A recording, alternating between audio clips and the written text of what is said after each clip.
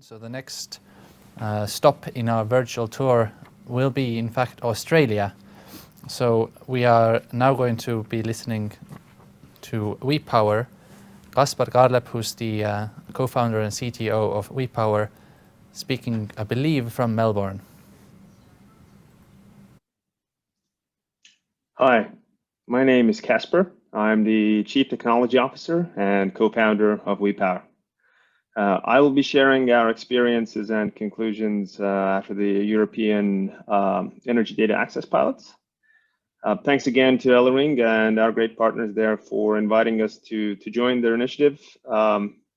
As it is nighttime here in Australia, I won't be joining you live, but I do wish 2021 has started well for you all. So let's get going. We founded WePower over 3 years ago, and over that time, we have conducted extensive research and development around the technological, commercial, and legal aspects of new ways to dynamically buy and sell and monitor energy consumption. WePower platform makes buying, selling, and managing source transparent portfolios of energy contracts easy and more elegant than today's traditional energy products. In our first year of operating, we tested various aspects of our technology around the world with leading global utilities.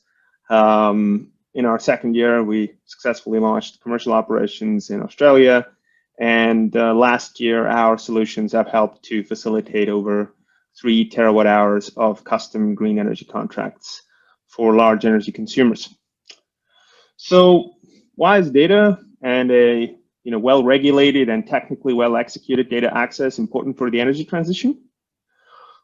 Most of us are aware of the fundamental trends.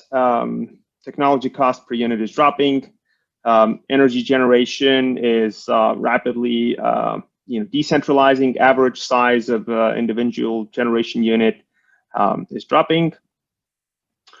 So what does this all mean? Well, it means more deals, more counterparties. At the same time, from the perspective of the energy transition, it's quite obvious that governments cannot subsidize renewable energy forever, at least not in Western democratic market economies, and subsidies are decreasing everywhere.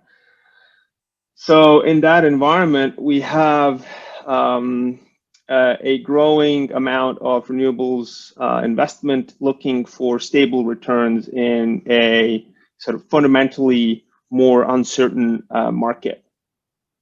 So on the other side of this, we see large numbers of companies making more exotic direct transactions or power purchase agreements with directly with generators. We need to understand that in essence, what we are seeing is the balance sheets of private companies being used to back bank loans necessary to build new renewable generation. Effectively, PPAs are the model on how new renewable generation can be built without government subsidies. Granted, not all the places in the world are there to do this yet. Land costs, technology costs, energy costs all need to be at a certain point for renewables to be truly market-driven. But what can we learn from places where the fundamental conditions are met, where renewables are already market competitive and subsidized? And what we witnessed there is that only large companies are doing those deals right now. And this is because buying and selling energy products that are financially correlated to the wholesale market generation at scale requires a different digital operating system. And most importantly, those systems depend on the availability of data because data represents our financial choice in the energy market. But at the same time, energy is a commodity and price is everything. So, the value that a digital solution can create depends on the volume of energy that we transact, but the cost is correlated to the number of metering points that we handle in our system. So that means if we ever want to realize a dream of a truly democratic energy system where people vote with their wallets for what type of generators they want to see, we do need cheap, GDPR compliant, and technically robust data access.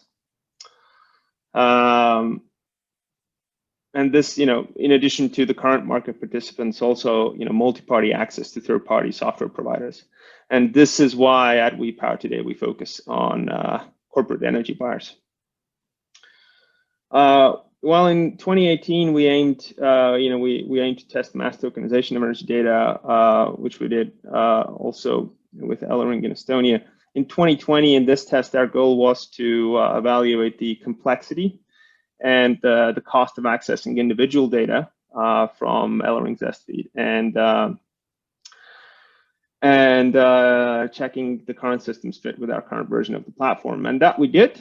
So I'm not going to go too deep into that. We did a number of technical and functional tests with it, with the data that we did receive on the from S-feed, in addition to statistical analysis. But from our results, I can say that the S-feed is still one of the best systems we've encountered in our work. Taking into account that even with Elering's rather good solution, the process still wasn't as easy as maybe we would like. We need to respect that opening data to digital service providers, in addition to traditional market participants, requires a careful balancing of a robust legal framework, a good technical solution, and a workable commercial arrangement. And the differences in how different countries do this are rather significant. And while each of these smaller hurdles on its own seems pretty straightforward and solvable, for some reason when we combine them, they become complex. And it does sure seem today that the path of developing a secure and reliable energy data access platform that could be used by digital energy services companies throughout Europe will take longer than we expected. Just as a little bit of a comparison, an interesting fact is that Estonia and Australia and state of Victoria, where I'm based today, conducted their 100-meter smart meter rollout, 100% smart meter rollout exactly at the same time, starting in 2010 and achieving full coverage around the same time. So it's an interesting market where the next phase of the energy transition is well underway. Data is available, renewable energy, largely unsubsidized, market competitive on its own.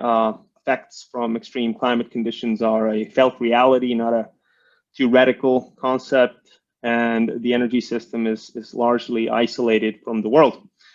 However, Australia does not have GDPR, and while many companies say that in Europe that GDPR is a hindrance to innovation, we really believe that it is a key step in realizing a functional energy democracy. Because without GDPR or alternatively strong regulation, there is a real threat that in the energy transition, the consumers themselves become the products.